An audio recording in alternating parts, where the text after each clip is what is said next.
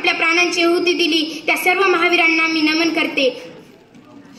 आपल्या नशिबात देशासाठी रक्त सांडण्याची, देशासाठी प्राण अर्पण करण्याची संधी नाही, परंतु देशाची सेवा मात्र आपण करू शकतो। खरंच खूप नशीबवान होते ते लोक जे केवळ देशासाठी जगलेच नाही तर देशासाठी प्राणही अर्पण केले। मित्रांनो, आपल्याला जर देशासाठी प्राण अर्पण करायचे असतील, देशाची सेवा करायची असेल तर एक गोष्ट लक्षात ठेवावी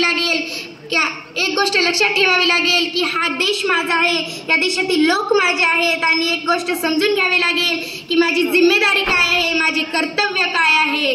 आणि हा मित्रांनो, आज आपले शिक्षक आपल्याला 5 तास थांबून शिकवायचे, तिथं ते आज 6-6, 7-7 तास थांबून शिकवतात। हीच तर देश सेवा आहे।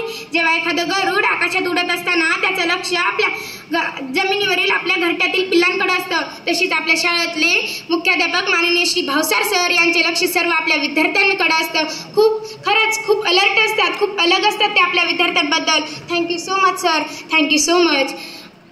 आपल्याला जर देशाची सेवा करायची आहे, आपला देश विश्वगुरु बनवायचा आहे, तर एकच मार्ग आहे, तो म्हणजे शिक्षण, शिक्षण आणि शिक्षण।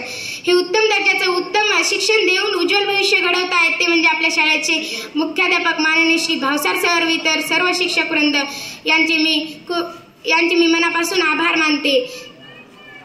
धन्यवाद।